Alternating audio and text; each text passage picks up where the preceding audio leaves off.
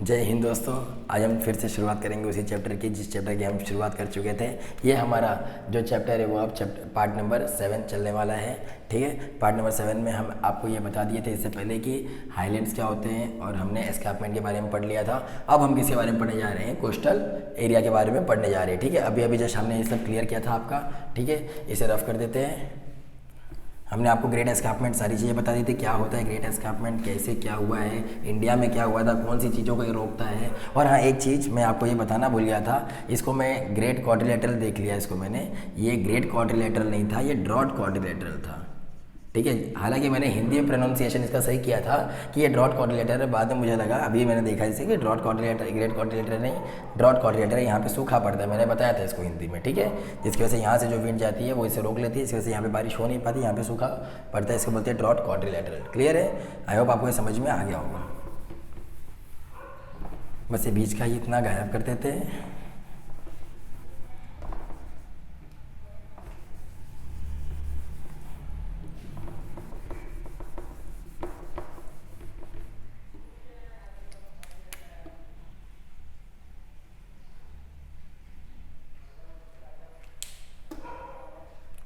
चलिए, अब हम बात करने वाले हैं किसकी बात करेंगे? अब हम कोस्टल एरिया की बात करेंगे। जब हमने इंडिया के कोस्टल एरिया की बात की थी तो इंडिया के कोस्टल एरिया में हम जब ने देखा था तो इंडिया कोस्टल एरिया कितना था टोटल? कला का बेहतरीन प्रदर्शन करके आपको दिखा रहे हैं। ठीक है, ये था हमारे इंडिया का कोस्टल एरिया, ये वाला। ये टोटल था हमारा कितना? 7500 किलोमीटर। वही अगर ब्राज़ील की बात करें तो हमारा कितना है? 7400 किलोमीटर। ये है ब्राज़ील का टोटल कोस्टल एरिया।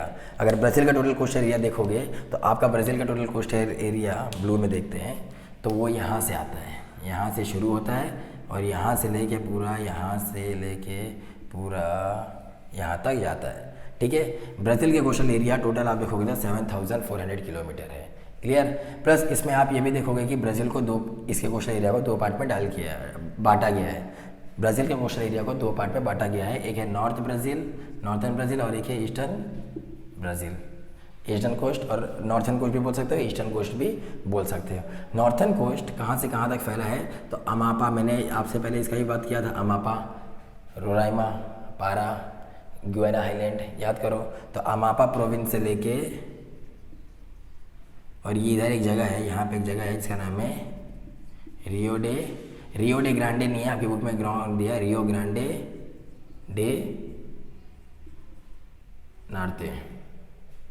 ठीक है, Rio de Grande day Norte करके एक जगह है जहाँ पे यहाँ से अमाबा प्रोविंस से लेके Rio de Grande day Norte से लेके इसको हम बोलते हैं नॉर्थन कोस्ट। ठीक है, और रियो डे ग्रांडे से लेके पूरे साउथ ब्राज़ील तक आप बोलोगे इसे ईस्टर्न कोस्ट। समझ में आ गया? नॉर्थन कोस्ट और ईस्टर्न कोस्ट। तो क्या समझ में आ गया? क्लियर है? इतना समझा? अब देखते हैं, पहले हम बात कर लेते हैं नॉर्थन कोस्ट की। नॉर्थन कोस्ट एक ऐसा कोस्ट है हमारा, देखिए यहाँ से तो शुरू होता है, लेकिन नॉर्थन कोस्ट एक ऐसा कोस्ट है हमारा जो बहुत सारी रिवर्स का माउथ है, जहाँ पे बहुत सारी रिवर्स का माउथ जाके वहाँ पे बनता है। माउथ मतलब जब रिवर जाके किसी भी ओशन या सी में जाके गिरती है तो बोलते हैं रिवर का ये क्या है? माउथ है। तो यहाँ की एक अच्छी खासी रिवर इसी तरह बहती है जिसका नाम है अमेज़न रिवर। ठीक है, अमेज़न रिवर या अमेज़न बेसिन बता सकते हो। ठीक है, अमेज़न रिवर का माउथ यहीं पे जाके ख़त्म होता है और यहीं पे जाके खुलता है। ठीक है, और जिसके वजह से अमेज़न रिवर के वजह से यहाँ पे एक आइलैंड फॉर्म होता है जिसका नाम है मैं दूसरे में लिख देता हूँ, जिसका नाम है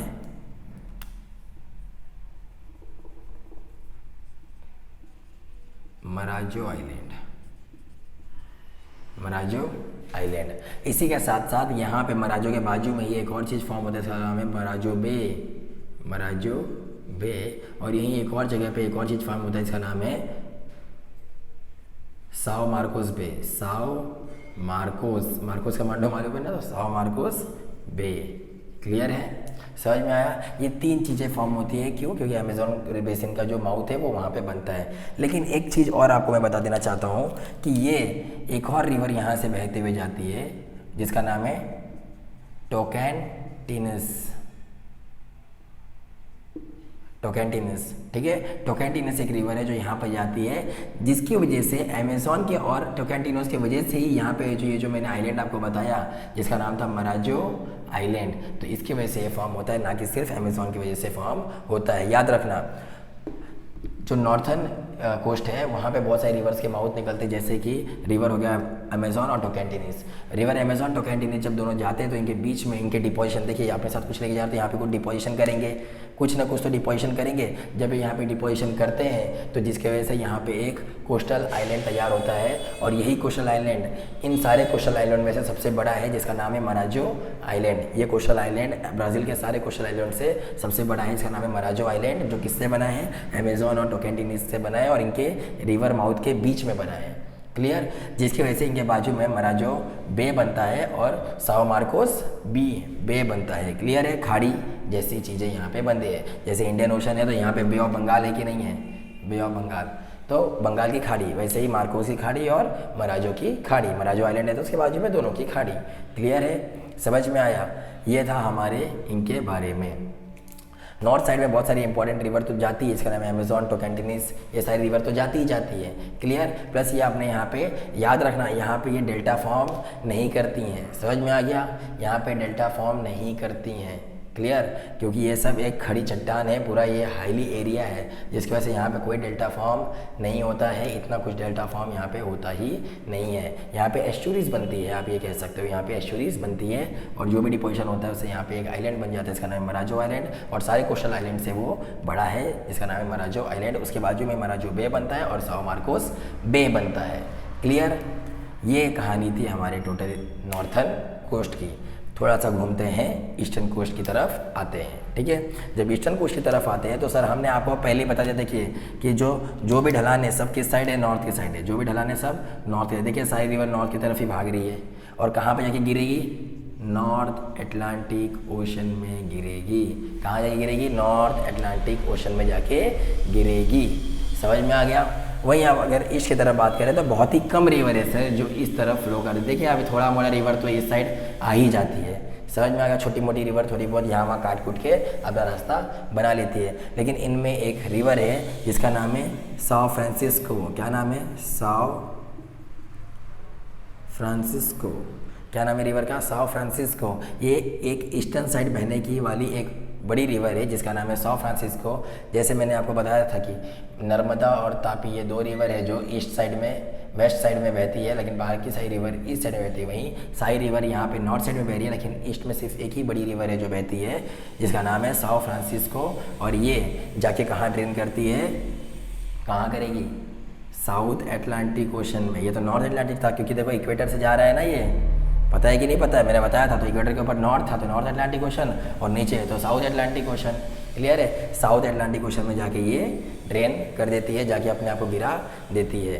प्लस आपको ये भी याद रखना है कि जो भी ब्राज़ील हाईलैंड्स है, जो भी ब्राज़ील हाईलैंड्स है और ब्राज़ील कोस्ट है, यहाँ पे बहुत सारे ब्यूटीफुल बीचेस हैं। क्या है, यहाँ पे बहुत ब्यूटीफुल बीचेस हैं। ब्राज़ील के अंदर जो कोस्ट है वहाँ पे बहुत ब्यूटीफुल बीचेस हैं, और सैंड ड्यूम्स हैं। क्या है, सैंड ड्यूम्स, रेत के टीले हैं बड़े बड़े, सैंड ड्यूम्स, जो देखने में बहुत ही सुंदर लगते हैं। तो बीचेस हैं और सैंड ड्यूम्स हैं, प्लस यहाँ पे बहुत सारे आइलैंड्स हैं और बहुत सारे कोरल रीफ्स हैं, कोरल रीफ्स और एटॉल आइलैंड भी हैं। कौन से हैं, एटॉल आइलैंड। एटॉल आइलैंड से क्या होता है, ऐसे आइलैंड जिस, देखो ये आइलैंड है, ठीक है। एटॉल आइलैंड ऐसे छोटे आइलैंड होते हैं जिसके आजू बाजू क्या होता है, कोरल रीफ एकदम जमा हुए रहते हैं, जो देखने में बहुत सुंदर लगता है, जिसकी वजह से यहाँ पे बहुत सारे टूरिस्ट विजिट करते हैं। तो जो ब्राज़ील कोस्ट है वहाँ पे बीचेस भी बहुत ज़्यादा हैं, सैंड ड्यूम से रेत के हैं, प्लस आइलैंड्स भी बहुत हैं। आइलैंड के साथ साथ कोरल रीफ्स भी हैं, और जब ये आइलैंड और कोरल रीफ दोनों मिलते हैं तो क्या फॉर्म करते हैं, एटॉल आइलैंड्स। क्लियर है। और याद रखना ब्राज़ील के पास अप्रॉक्स 54 आइलैंड्स हैं। अब इनके नाम लेना तो बहुत मुश्किल है, इसलिए आपको बस दो तरीके के आइलैंड याद रखने हैं, एक मरीन आइलैंड और दूसरे कोस्टल आइलैंड। तो कोस्टल आइलैंड की बात हमने कर ली, मराजो आइलैंड, उसके बाद जो मराजो बे और मार्कोस बे करके मिल गया हमें, साओ मार्कोस बे। प्लस मराजो आइलैंड किस दो चीज़ से मिला है, बन के मिला है, कौन से दो रिवर से, अमेज़न रिवर और टोकैंटिनस। क्लियर। इस साइड में कौन सी रिवर बहती है, तो साओ फ्रांसिस्को क्लियर। यहाँ पे जाके कहाँ पे ड्रेन करती है, साउथ अटलांटिक ओशन में। प्लस जो ब्राज़ील है उसके पास क्या क्या चीज़ें, और याद रखना यहाँ पे जाके डेल्टा फॉर्म नहीं करती है, अमेजॉन रिवर डेल्टा फॉर्म नहीं करती है, यहाँ पे क्या फॉर्म होता है, एस्चुरीज आप कह सकते हो। क्लियर है, समझ में आया। प्लस जो ब्राज़ील कोस्ट है इसके पास क्या क्या है, ब्यूटीफुल बीचेस हैं, सैंड ड्यून्स हैं, रेत के टीले हैं, और आइलैंड्स ऐसे हैं जो छोटे हैं और लेकिन उसके आजू बाजू क्या कोरल रीफ्स है, इसको बोलते हैं एटॉल आइलैंड। क्लियर है, समझ में आया। यही था हमारा कोस्टल एरियाज़ को लेके। क्लियर है। अभी हम तुरंत आपका दूसरा पार्ट बनाएंगे, जो अभी हमारा चल रहा है पार्ट 7। पार्ट 8 देखेंगे। देखिए इस तरीके से समझने में कितने अच्छे तरीके से समझ में आ जाता है। इनफैक्ट मेरे को खुद अच्छे तरीके से समझ गया, तो आपको क्या है, ठीक है, आपको तो बस समझना है, देखना है, देख लिया, बात खत्म। और आंसर इतना बेहतरीन तरीके से छापोगे, जब भी आप आंसर लिखना बना देना ज़रूर, बनाओगे बहुत मस्त आंसर मिलेगा आपका। देखो आप जब भी लिखोगे अगर ये सब बना दोगे तो एकदम भर भर के आंसर मिलने वाला है। अगर आपको हमारा ये तरीका एफर्ट अच्छा लगा हो, हाँ सर अच्छे समझ में आ गया, तो आप हमारे वीडियो को लाइक कर सकते हो, अपने दोस्तों में ज़्यादा से ज़्यादा शेयर कर सकते हो, और राज अकेडमी दीवा को सब्सक्राइब कर सकते हो। ठीक है, मिलते हैं आपसे अगले पार्ट में, पार्ट नंबर 8 में। तब तक के लिए जय हिंद।